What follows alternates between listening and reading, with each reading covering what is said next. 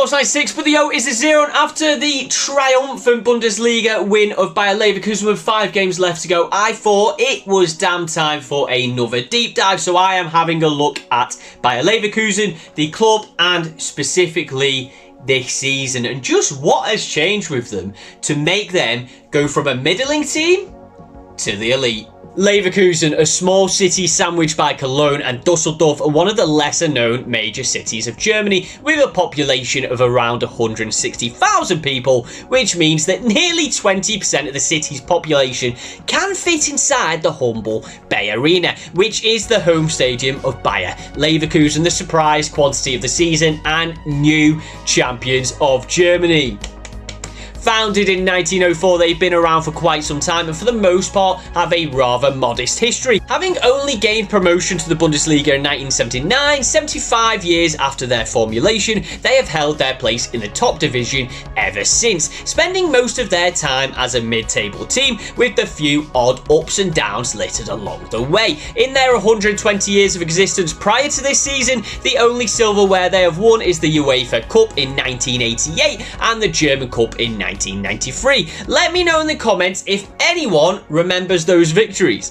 Obviously, things have changed drastically this season as they went out 5-0 winners over Werder Bremen and celebrated their first ever Bundesliga title with 5 games to spare. So let's take a look at the team to have achieved that. Bayer Leverkusen have filled their team with players who either weren't favoured by other clubs or were acquirable from smaller teams for a less than extreme amount of cash, which has resulted in a whole host of shrewd signings. Star fullbacks Alejandro Grimaldo signed on a free transfer, whilst Frimpong was bought for £11 million.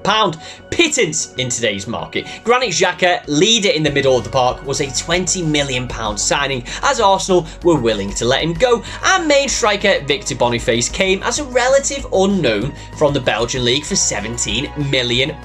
Lastly, and most hotly sought after by other clubs now, Florian Wirtz came through the academy system there. Amongst these players, there is one thing in common. The team has been comprised not of superstars, but a well-devised squad of players looking to prove themselves. The majority have joined Leverkusen from clubs where they were fringe players and looking to prove they can do it at the top level, whilst other players have joined as youngsters looking to put themselves on the world stage, and oh my word, have they done that? The word team couldn't be more truer with this squad. They really do buy into the fact that they are a team and that together they can achieve the impossible. Each of these players have seen their values double, triple, or even quadruple in this past season, and it wouldn't be a surprise if the big European clubs come swooping in the summer. But like their manager, the bosses at Bayer Leverkusen will be hoping that the team will stick together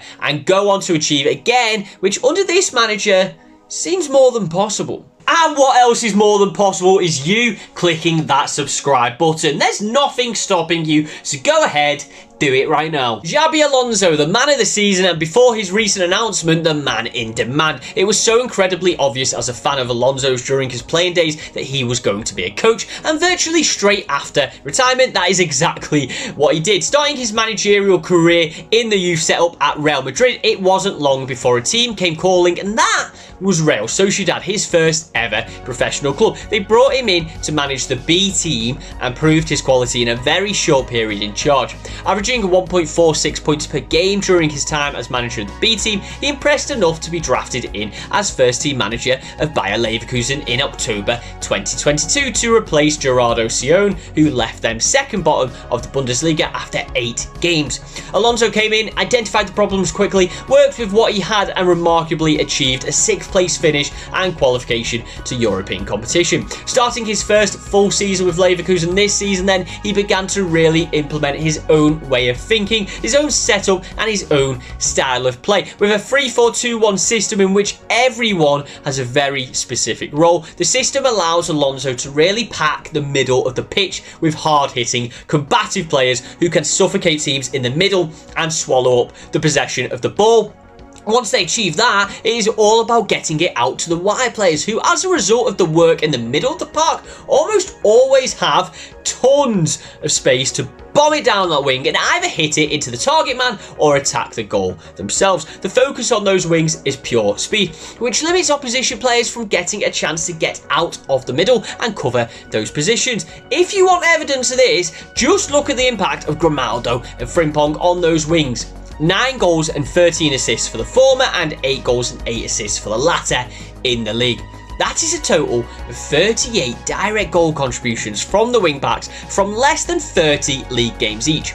Even when stacked against probably the most efficient fullbacks of the past few years in Robertson and Trent at Liverpool, those numbers are incredible. Are they currently the best wing-backs in the world? Let me know your thoughts in the comments, but it's clear to see why they have been so unbelievably successful this season, which leads us on to that record. In 43 competitive matches so far this season, Bayer Leverkusen have won 38 times and drawn 5, scoring 123 times and conceding just 31 across 3 competitions. Not a single loss has been recorded in all of those games, having just won the Bundesliga with 5 games to go, earning their place in the German Cup final and currently leading their quarter-final tie with West Ham with a 2-0 victory in the first leg. I'm not sure if we have ever seen such dominance from one team in any given season. The last time they lost a game was in May of last year, meaning that they are coming up to a year since they last lost a single game. Will they achieve it? Let me know your thoughts, but having looked at their form, there is no indication why they wouldn't achieve that feat. A team previously not so affectionately known as Leverkusen for always falling short, having lost all 5 finals that they have reached in the past 30 years, they now have the league in the bag and are favourites to complete an unprecedented treble. I personally hope they do it, if Liverpool fail to complete another European miracle against Atalanta, of course, as it would just be such an amazing thing to see from a club who have tasted victory so very, very rarely during their 120 years of history. So Bayer, go on and bring it home. Yes, sirree, there we go. If you like the content, if you like these deep dives, please do let me know down in the comments and like and subscribe while you're at it. And while you're at that, why don't you go and check me out across all my other socials, as well as YouTube. I am on Twitch, Instagram, X, and TikTok, all under the same handle, Bolts96. But the O's are 0. Thank you very much for watching. I'll see you on the next one.